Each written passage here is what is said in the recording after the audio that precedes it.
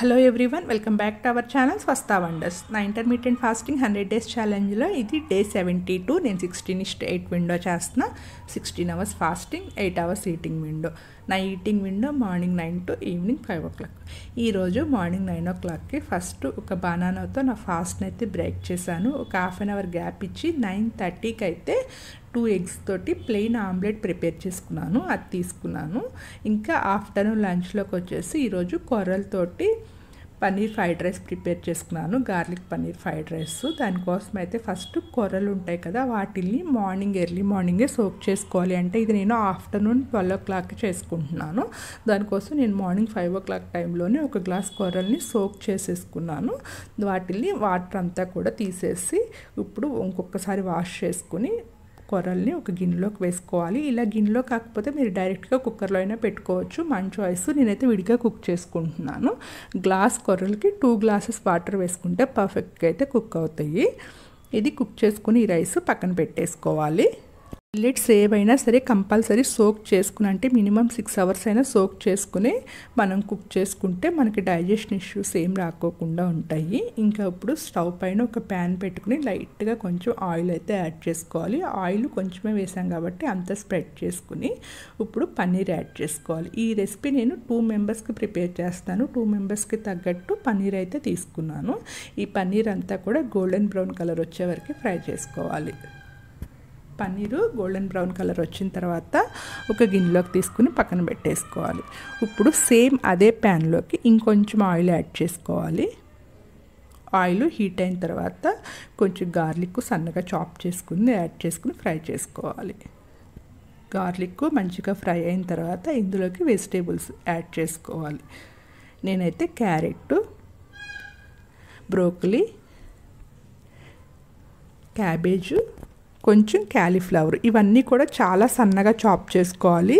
ఎందుకంటే వెజిటేబుల్స్ త్వరగా కుక్ అవ్వాలంటే కొంచెం సన్నగా చాప్ చేసుకుంటే త్వరగా కుక్ అవుతాయి. ఆయిల్ కొంచెం తక్కువగా వేసాం కదా, అందుకని అడుగంటుకోకుండా ఉండడం కోసం చాలా సన్నగా అయితే చాప్ చేసుకోవాలి. ఇవన్నీ కూడా బాగా మిక్స్ చేసుకోవాలి. ఇలా మిక్స్ చేసుకున్న తర్వాత దీని మీద లిడ్ పెట్టి కుక్ చేసుకోవాలి. అప్పుడు వెజిటేబుల్స్ కొంచెం త్వరగా కుక్ అవుతాయి.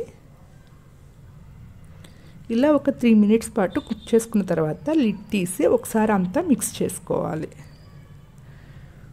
ఇప్పుడు ఇందులోకి మష్రూమ్స్ యాడ్ చేసుకోవాలి. మష్రూమ్స్ కంపల్సరీ యాడ్ చేసుకోవాల్సిన అవసరం లేదు. నా దగ్గర ఉన్నాయి కాబట్టి మష్రూమ్స్ కూడా యాడ్ చేశాను. నేను ఒక 5-6 mushrooms వరకే యాడ్ చేశాను.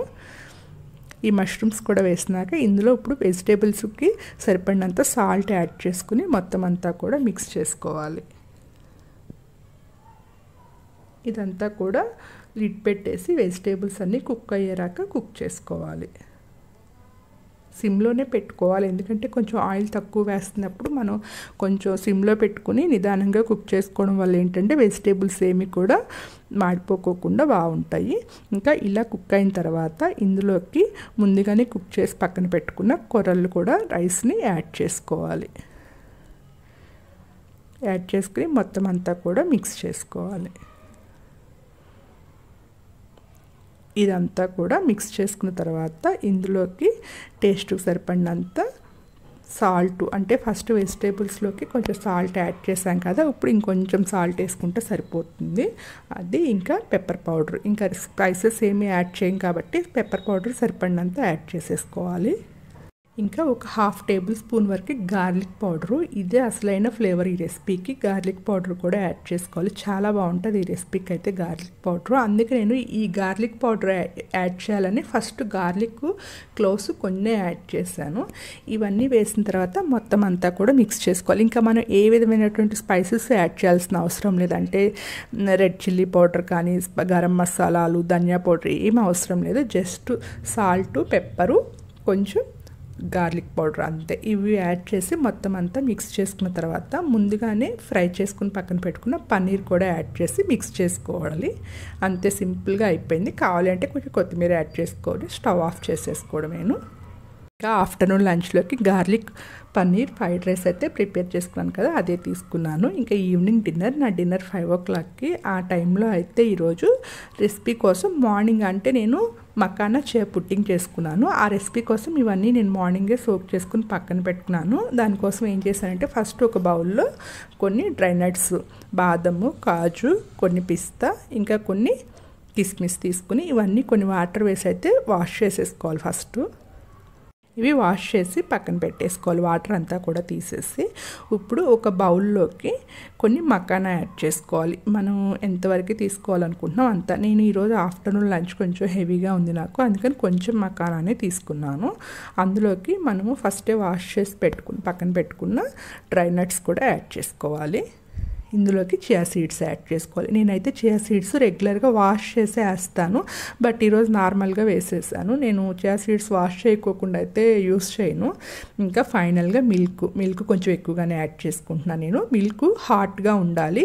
హాట్ మిల్క్ వేసిన తర్వాత అవి ఒక హాఫ్ అన్ అవర్ కొంచెం కూల్ అయ్యేరాక బయట ఉంచి తర్వాతే దీన్ని ఫ్రిడ్జ్లో పెట్టుకోవాలి. అప్పుడే బాగుంటుంది. హాట్ మిల్క్ అయితేనే బాగుంటాయి. ఫస్ట్ అయితే హాట్ మిల్క్ వేసి మొత్తం అంతా కూడా మిక్స్ చేసేసి ఫ్రిడ్జ్లో పెట్టుకోవాలి. ఈవినింగ్ డిన్నర్ టైంకి అయితే అది బయటికి తీసుకుని దానిలో ఇంకా కొంచెం యాపిల్ మిక్స్ చేసుకుని అయితే మకానా చియా పుడ్డింగ్ తీసుకున్నాను ఈవినింగ్ డిన్నర్లోకి. ఈరోజు నా ఫుడ్ అయితే ఇది. Thank you for all. Please like, share and subscribe to my channel.